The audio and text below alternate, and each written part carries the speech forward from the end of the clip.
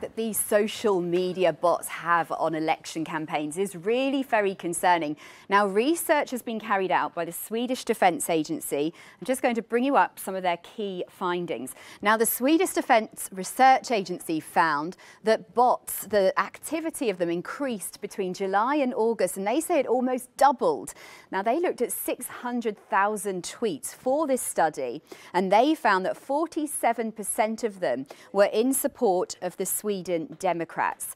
Now, the Sweden Democrats are a populist right-wing group with a very anti-immigration agenda. So a lot of concern that this interference is going to affect the democratic process. Now, let me just bring you up something else from their findings here. And as you can see here, the 47%. But what they don't tell us is who is behind these trolls. Now, somebody that can talk to us about this in more detail is Professor Ralph Schroeder, who joins us now at the Oxford Internet Institute. And Ralph was one of the co-authors of this study. Good morning, Ralph. Morning. Morning, Ralph. Can you tell us more about these findings and who are these bots specifically trying to target? Well, that's very difficult to say, actually, because the very nature of bots is that they're trying to hide their identity. But what we can say, as you mentioned in the program, is that the bot activity has increased significantly just in the few weeks in front of the election. And what impact do you think this will have on the election? How much do you think people know about these bots? Well, I think Twitter is a means for journalists in particular and people who are very interested in politics to tweet about the election.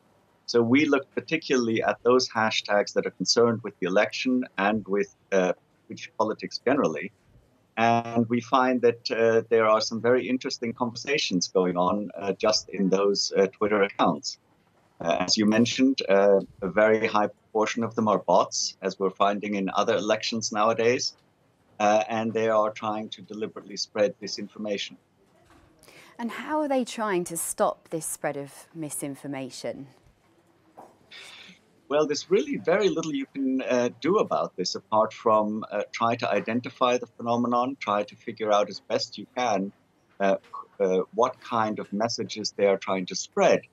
And what we try to do in the study is to look at what kinds of messages these bots in particular were perpetrating. Okay, Ralph, thank you very much for joining us this morning. Well, so a lot of Swedish media picking up on this, including one of the daily newspapers, Aftonbladet, who talk about this growing bot army. So a lot of concern, the Sweden Democrats making substantial gains in the polls and fears that this interference will affect the democratic process. Let us know what your thoughts are on this story using #TheCube.